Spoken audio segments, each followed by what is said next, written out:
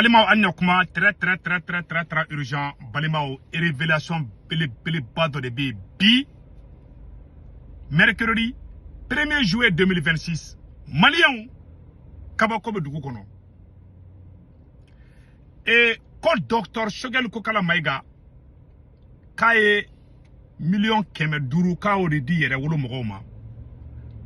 Ko ka million keme fladi ne segu tungarama. Malien ye kuma ina mbega kuma ba de fo bide. Mbega kuma mu fanyana. Malien ye kuma ba de. Ko docteur Shogel Kokala Maiga million keme duru di yere wolo mogo ma. Ko ka million keme fla ko go di ne segu tungarama. Wala sa anga Assimi Goïta janfa. Anga tugu Shogel ko.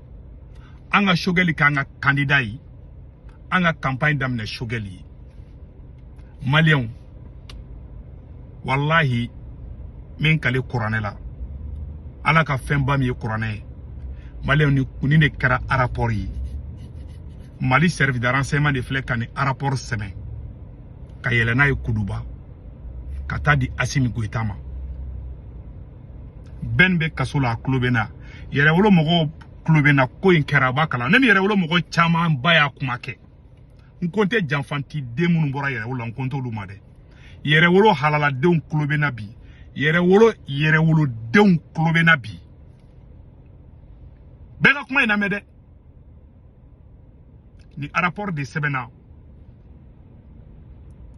Amaye Abdou Niang Kumba seben kuma be ko Shogel ga ko an be ka campagne ke Shogel ma Abdou Niang Kumba seben kuma be ya. Ama fa kun fe. Malien ko sur la tugo jume mena segere de fo nyana bi. Uya an woledi. Nya fa na tugo na uya an woledi. Kanga ta fara batulu nyanka akli be kuma ina matla kuma ina alibi. Le fait que Assimi Goïta kumbe fe ka yere wolo ci ka M5 ci ka morceau nu fara wonga ka ta fara ko beka tugu batulu ko batulu de ale ka kan batulu de bale ka parti gérer. Le fait que mogo ma so ma 600 ou tara 600 Mali service de renseignement de tara rapport que 600 ko Shogel be fe ka ko docteur Shogel be fe ka candidat ko ya en corrompi ko ka million keme fladi ne segu tungarama ko ka million keme durudi yere wolo ma. Assimi Goïta ye kuma infole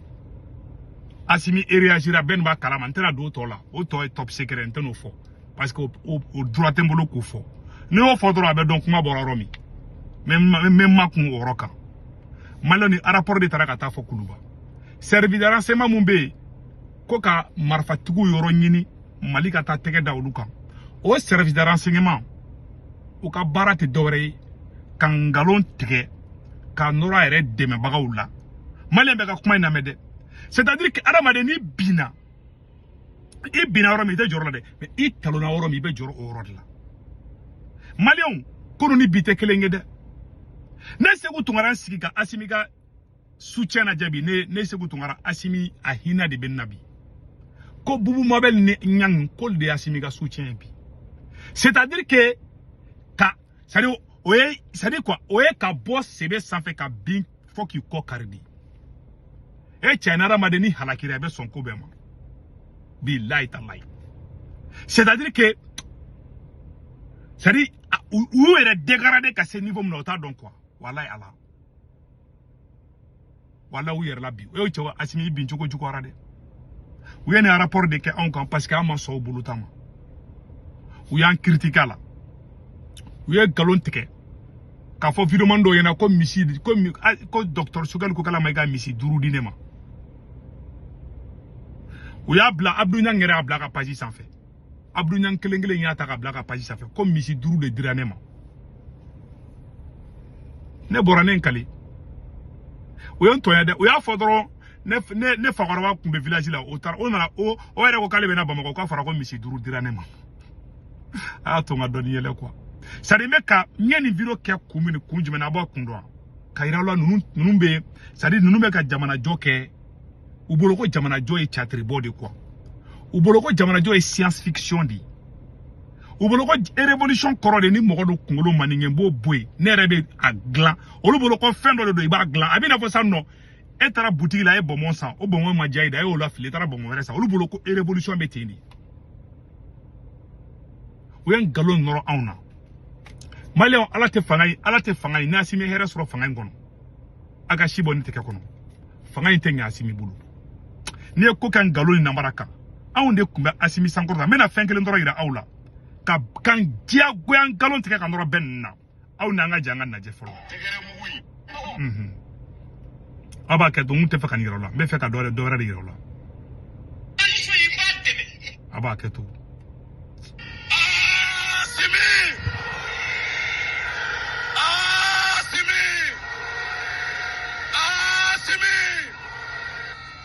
L'Afrique regarde le Mali aujourd'hui.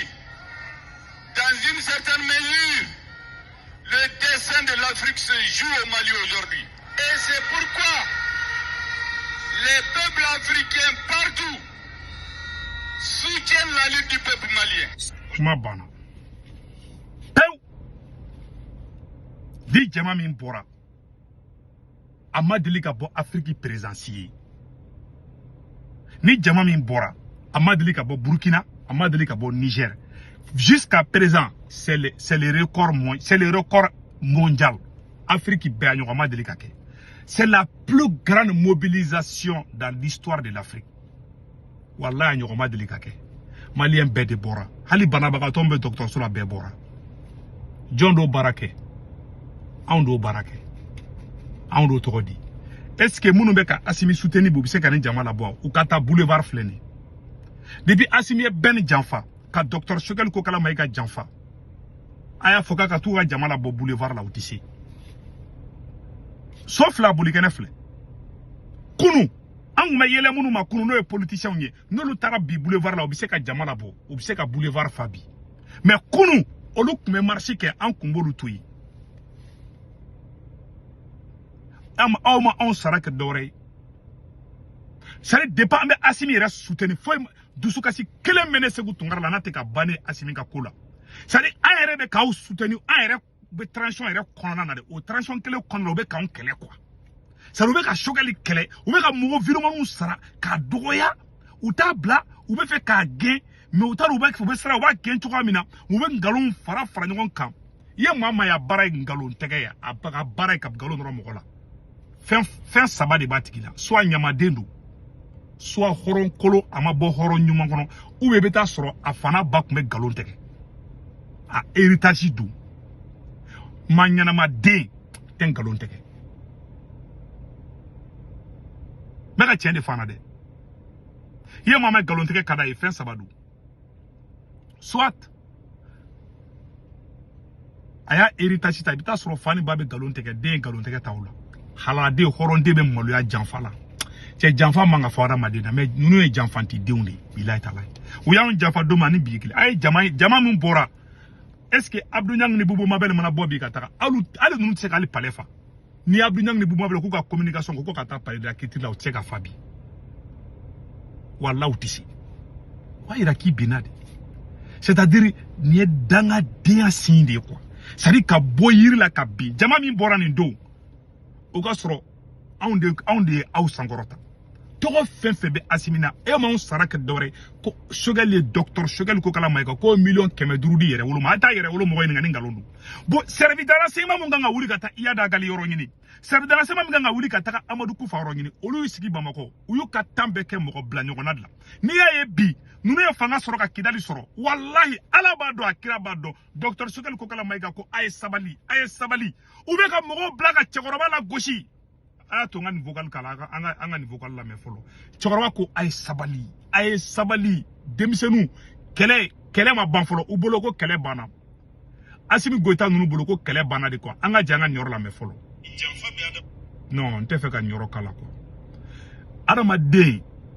sebi choko ka sabali e charama de nga sabali sekere choko sabali bon nunu ma sabali de me nunu bolo ko olu unu ngani bolo keni ayi anga janga name no mais bakore amargo kuma danye re kanwe amargo daras cheba min ka o Choguel de sino Assimi nunu yu ka kalo kononton ke Francis ko kalo kononton usara ni ibeka ka sa wolo fly amargo madolo makwe do mena décider là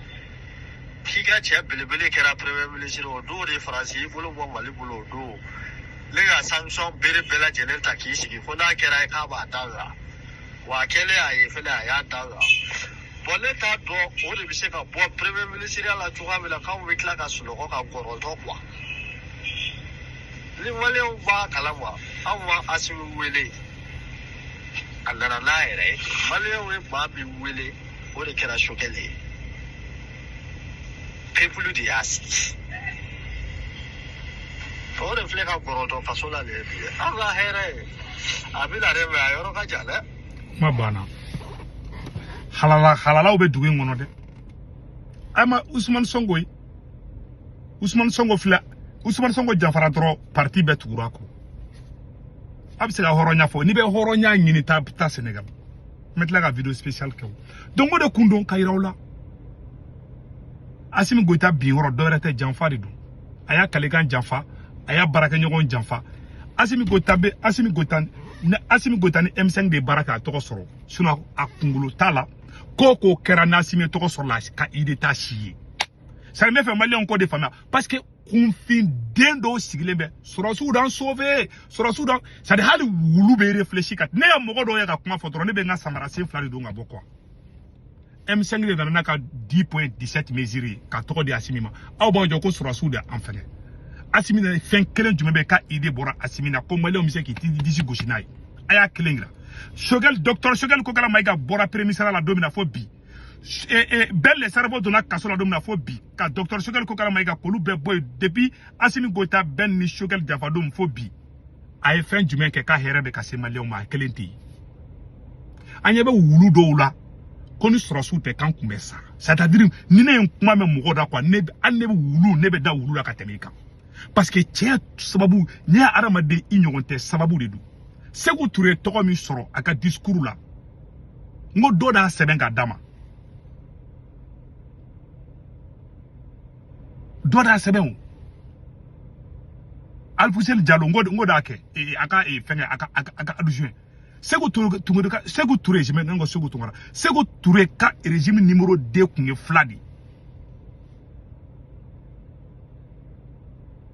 fila de kun don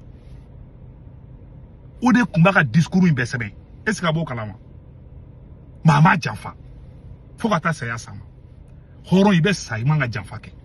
Asimi donna janfa la dɔrɔn a barika banna